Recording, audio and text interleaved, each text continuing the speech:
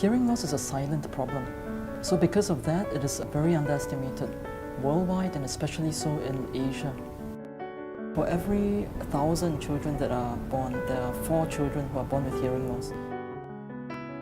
It's very shocking because all my husband's family, we do not have any history of hearing loss at all, none of us. So it was very shocking. We thought that is some mistakes. So actually go for a second test in NUH and we get extra tests in the outside private clinics as well. We never thought, anything could happen because all I ask for my kids is just to be healthy, girl or boy or pretty or clever. It does not matter. All I ask is to be healthy, but that's what we didn't get. For these children, it is crucial that they hear perfectly because they have to actually develop speech and language during very crucial years, especially before 4 years of age. So if they do not develop speech and language, then they have a lot of schooling issues, academic issues, socialization issues, and this whole thing is a big stress to the entire family and the caregivers. He was diagnosed with profound hearing loss. Very soon after that, Dr. Lim prepared me for the cochlear implants. Before the operation, we have lots of burning questions, like the safety of the operation and what is going to turn out. What if we don't respond to the implants very well? But the doctor was there, the audiologist was there, and I did a lot of online search as well, research papers. I was a new mother and she was my first child and we didn't know what to expect, even out of a normal pregnancy or a normal birth. So when I found out about it, I didn't know what to do. So I was very depressed. It lasted for about a few weeks and then we found out about hearing aids and cochlear implants, and then my gynae referred us to Dr. Lin Lim of NUH. I work full-time and I'm very lucky that my boss actually allowed me to cut down on some hours at work in order for me to come in for therapy sessions. The Center for Hearing Intervention and Language Development is housed within the ENT Head and Neck Surgery Department of the National University Hospital and the National University of Singapore. Audiologists would do age-appropriate hearing tests. They have a very wide battery of tests available, and some also do the auditory processing. We really need the patients to go after this to the speech-language therapist in our center, the auditory verbal therapist. The therapists go to the house of the patients, they do school visits, and also parent support group. I saw Talia when she was about a month old, when she was newly diagnosed while she failed the universal newborn hearing screening. So she was referred to our ENT clinics to do further diagnostic tests. So after otoacoustic emissions and repeated auditory brainstem response, ABR, confirmed that she had bilateral profound hearing loss. And at the point about 6 months onwards, we discussed about another option, which is the cochlear implant. The family actually decided to go ahead with the cochlear implant surgery. Talia was the first in Singapore to have 2 implants put on at the same time. I think that it is very important to actually have that circle of support from family members, from friends, from NUH staff, the people that you work with. Just like any other parents, I expect the same thing that I expect from any child that I have. But once we put on the device, we find that she's just like any normal 7-year-old girl. She's able to pick up music very, very well. I feel that at this point of time, she can do anything that she wants.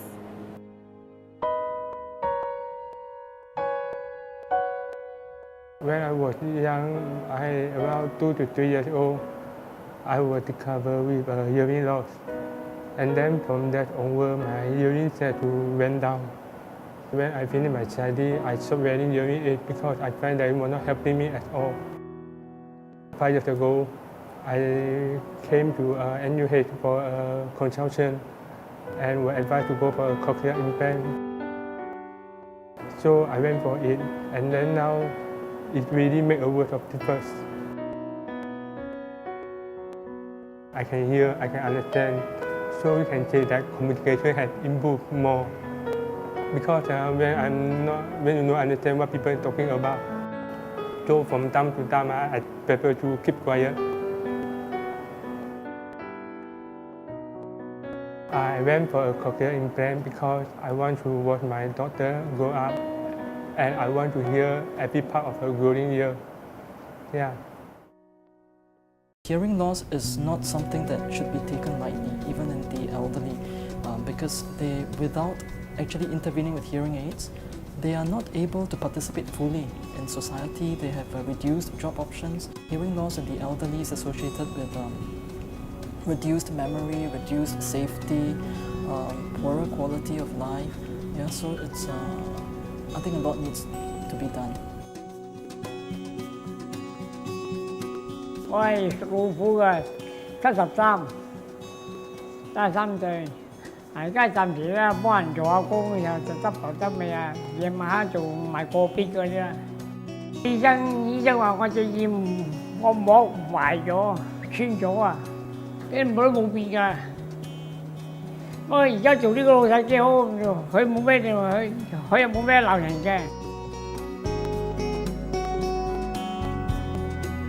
My name is Gerhard Clement, and I'm 59 years old. I have severe hearing loss in the left ear. I have moderate hearing loss in the right ear, and I'm wearing a hearing aid. Okay, and people don't see that I wear one. 以前未知道，使咪睇醫生睇下，佢話我隻耳唔好，使咪整下又要我戴整個耳聾機咯。有耳機又好，有耳機又幫助咗好多。可以溝通下啦，講下啦嘛，係咪？同埋啲人哋有啲唔同你講，我話你聾嘅。I think there needs to be a lot of education done to really educate people that, number one, hearing loss is not the end of the road. Wearing a hearing aid, it also doesn't prevent you from going to concerts. I mean, I'm a big music lover and listen to my music, and it's not an issue. Yeah. So from this point of view, and also family life is not impacted because I have normal conversations. I talk to everybody, and I go out. I have chats and fun and jokes with my friends. 我可以同佢講啊嘛，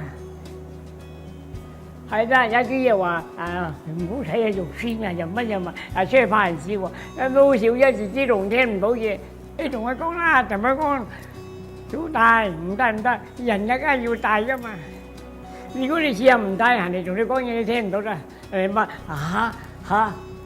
講咩嚇你個頭嚇咩？When the wife is yelling at you, I mean, I permanently just take the hearing aid out and so everything is wonderful. 今日呢個好準啊，今日整得好靚，整得唔錯，但係戴多2日睇下靚唔靚。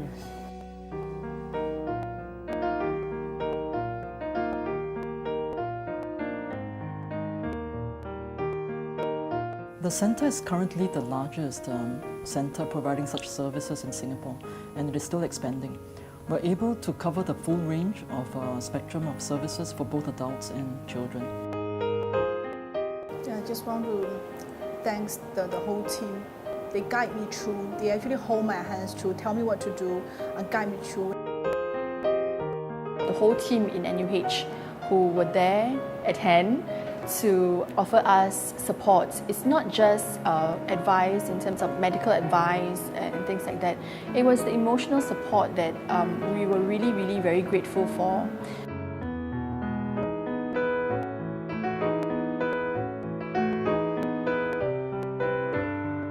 It is important to me that I do my best regardless, and for me really it is often a case of all or nothing.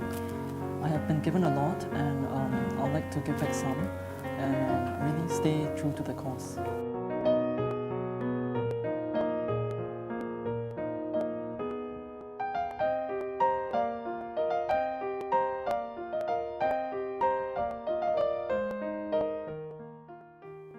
I like to play piano, and I like to play violin, because I think that when I play music, it will sound clear.